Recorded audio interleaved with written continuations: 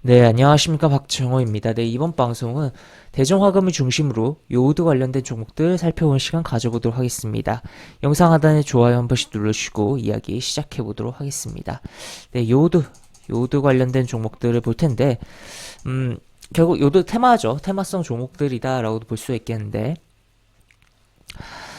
이러한 부분이 뭐 종목들이 부각이 되고 실제 시장에서 변동성이 나오고 뭐 그러한 배경은 결국에 러시아의 핵 사용 가능성에 대한 부분이 부각이 되고 있다라고 표현을 해볼 수가 있겠고, 그 부분에 대해서 그러니까 러시아 우크라이나 지금 상황에 있어서 이 핵과 관련된 부분에 있어서 조금 간단하면서도 이제 그 부분 이야기하고 이 종목들을 좀 살펴보도록 하겠습니다. 우선 기사를 먼저 띄워놓고 좀 이야기를 할 텐데, 기사 내용을 보면 일단 현재 러시아가 주민투표 장악한 동부 지역에서 주민투표를 이제 마무리를 하는 부분이잖아요. 마무리를 했다라고도 표현을 해볼 수 있겠고, 그런 부분이 결국에는 크림반도처럼 편입을 하면 결국에 군사작전이다라고 주장을 했지만 러시아가 어쨌든 우크라이나에 침공했던 부분입니다. 침공했던 부분인데 러시아 주장은 군사작전이라고 했지만 그런 부분인데, 만약에 이 주민투표를 해서 자기들 주장으로는 어쨌든 러시아 영토로 편입을 해버리면 우크라이나가 이 영토를 찾기 위해서 공격이 들어가면 러시아의 주장상으로는 자국의 영토를 침범한 거다, 공격한 거다라는 게 돼버리는 거죠. 좀 정말 뭐 말도 안 된다라고도 볼 수 있는데, 하여튼 그러면 자국의 영토 방위를 위해서 핵 사용에 대한 부분을 명분을 갖게 되는 거고, 그러면서 실제 뭐 사용까지도 정말 뭐 상상 이상의 짓을 진짜 다 하고 있는 상황이잖아요. 러시아 및 푸틴이. 그렇기 때문에 그러한 부분이 연출될 수 있다라고 볼 수 있겠고, 실제 계속적으로 핵에 대한 언급을 해주고 있어요. 러시아가 핵무기를 사용할 가능성에 대해서 허세가 아니다라는 부분을 지난번에 이야기했었고, 한 번 더 말을 해주는 부분입니다. 사실 계속적으로 이렇게 말을 하고 뭐 흔히 말해 짖는 개는 안 문다라는 뭐 그런 표현도 있잖아요. 그러면은 허세 아닌가라고도 생각을 해볼 수가 있지만 실제 가능성을 완전히 배제하기도 어려운 부분이다라는 거죠. 그리고 핵의 경우는 우리가 흔히 말한 뭐 두 가지로, 제가 아는 선에선 두 가지로 좀 나눌 수가 있는데, 전략핵과 전술핵으로 나눌 수가 있는데, 전략핵은 정말 대규모의 그런 아예 뭐 전쟁 중에 판도를 확 엎어버릴 수가 있는 대규모의 핵이다라고 볼 수 있겠고, 전술핵 같은 경우는 그냥 소형 핵이어서 일정한 지역을 타격하는 그러한 뭐 그럼에도 불구하고 핵이기 때문에 파괴력이 상당한 그런 부분이다라고 볼 수 있겠는데, 이 전략핵의 사용은 정말 공멸이 부분이지만 전술핵의 사용의 경우는 충분히 사용 가능성을 완전히 배제하지 않고 어느 정도는 열어놔야 되지 않을까라고 볼 수 있겠고, 일각에서는 지금 만약에 상황이 안 좋게 돌아갈 경우 러시아 입장에서, 그리고 그 핵 사용 가능성에 대해서 너무 뭐 무시한다거나, 그리고 계속적인 서방의 우크라이나 지원이 될 경우에는 핵을 사용하는 액션을 보여줄 수 있다. 다만 이 핵 사용에 있어서 국제사회의 비난을 굉장히 많이 받을 거잖아요. 사람한테 쏘거나 그럴 경우에. 그러니까 뭐 특정 지역에 쏜 경우에도 결국엔 누군가는 사람은 피해를 받을 수밖에 없는 부분이기 때문에, 그럴 경우에 이 러시아가 결국에 이러한 영토에 대한 부분도 그렇고 이 해안, 부동항에 대한 욕구가 항상 있었던 역사잖아요. 그렇기 때문에 그러한 부분에 있어서 이 흑해에 대한 부분에다가 이 전술핵을 쏴서 이 바다에서 터지면은 상대적으로 이 바다에서 터지면 뭐 인명 피해도 없을 것이고 그냥 쏠 수 있다라는 것만 본인들의 주장을 할 수가 있는 거잖아요. 어떻게 보면. 그래서 그 영토를 이제 합병에 대한 확실하게 해서 마무리를 좀 지는 그런 국면으로 갈 가능성도 있다라고도 볼 수 있겠고, 어떻게 보면 협박성 그런 미사일로서의 사용 가능성을 열어둘 수가 있는 그런 부분이다라고 일각에서 주장이 나오고 있는데, 실제 가능성을 저도 좀 생각을 해보면 있지 않나. 워낙 러시아가 정말 황당한 짓들을 많이 하고 있기 때문에 좀 하여튼 생각을 해볼 문제다. 그래서 설마 핵을 쓰겠어? 라는 이러한 마인드는 지금 현재 상황에서는 좀 배제를 해야 되는 그러한 부분 아닐까.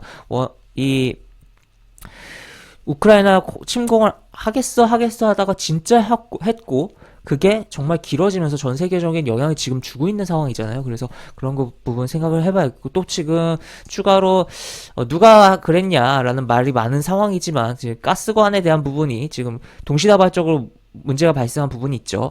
그게 이제 만약에 러시아라면 사실상 나토 가입 국가들의 영토에서의 군사작전을 했다라는 부분이기 때문에 굉장히 뭐 대립각을 세울 수가 있는 부분이다라고도 볼 수가 있겠고 또 한편으로는 또 미국이 오해받을 그런 부분도 있어가지고 지금 논란이 계속적으로 되고 있는 부분이지만 어쨌든 우리가 동시대를 살아가는 역사의 동시대를 살아가고 있어도 정말 팩트적으로 알 수 없는 것들이 굉장히 많습니다. 그렇기 때문에 이러한 부분은 나중에 가서야 정확하게 알 수 있는 거 아닌가 싶고 하여튼 핵에 대해서만 한정해서 본다면 러시아가 핵을 사용할 가능성을 배제를 하면 안 된다라고 볼 수가 있는 부분이고 추가로 이런 부분도 있어요. 러시아가 요드를 대량 구입했다라는 내용도 나오면서 이 결국에 그러니까 이 방사능에 대한 부분을 대비하는 게 요드잖아요. 그렇기 때문에 이 요드와 관련된 종목들이 우리 시장에서 움직임이 결국 이거는 이제 오후에 나온 기사니까 오전부터 움직임이 있었기 때문에 이 부분에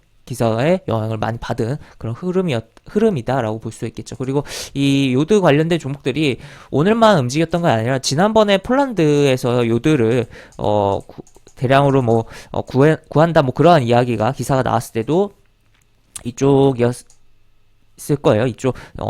이어서 움직임이 좀 나왔다가 미끄러졌다가 다시 한번 움직인 그런 흐름이다라고도 볼 수 있겠고 하여튼 일단 오늘 같은 경우는 기본적으로 요드 관련된 종목이라고 하면 대표적으로 대정화금이라든지 또 대봉 LNS 뭐 요 정도를 좀 볼 수가 있는 부분인데 그 외에 몇 종목도 오늘 움직였다라고 체크를 해볼 수가 있겠고 일단 오늘 가장 강력하게 초반부터 해서 오후까지 가장 흐름이 많이 나왔던 종목이라고 한다면 대정화금이다라고 체크를 해볼 수 있겠고 시가총액 1,000억 원대 소형주로 분류가 되고 있는 그러한 종목이다. 현재 계속적으로 요드 관련해서 왔다 갔다 하다가 요 라인을 뚫어주고 급등이 나온 상황이다라는 거 거래량 터지고 가장 뭐 차트 흐름이 정배열에서 이평선 다 모아놓고서 정배열에서 움직임이 나왔다. 다만 얘가 움직이니까 시장은 빠졌다. 왜냐? 요드 관련된 종목은 결국에 시장과 반대 성향의 종목이잖아요. 결국에 이 요드 관련된 종목이 왜 움직였냐? 시장의 불안감, 러시아의 핵 그런 부분이 작용하면서 움직인 거기 때문에 시장이 하락한 부분도 영향을 준 그런 테마다라고도 볼 수 있겠고 하여튼 시장이 또 빠져서 이런 쪽이 더 강하게 움직였다라고도 볼 수 있겠죠.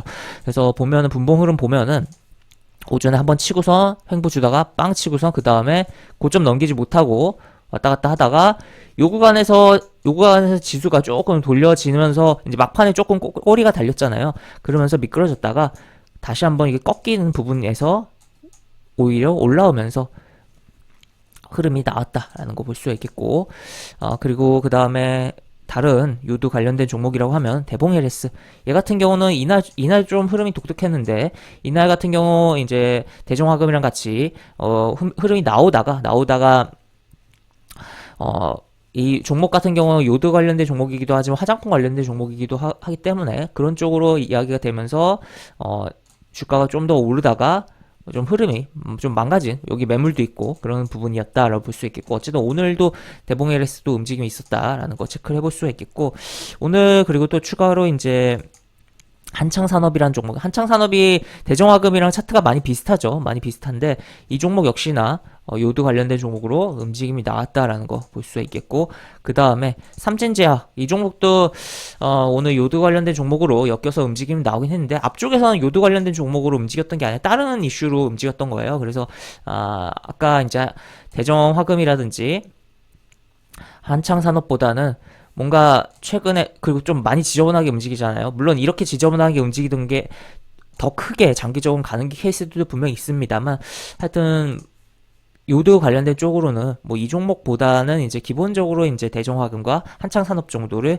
뭐 주목을 하는 게 좋지 않을까. 그리고 추가로 뭐 현대약품까지도 완전 차트가 다르긴 하죠. 그리고 현대약품 같은 경우는 이 피임약 관련된 종목으로 분류가 되잖아요.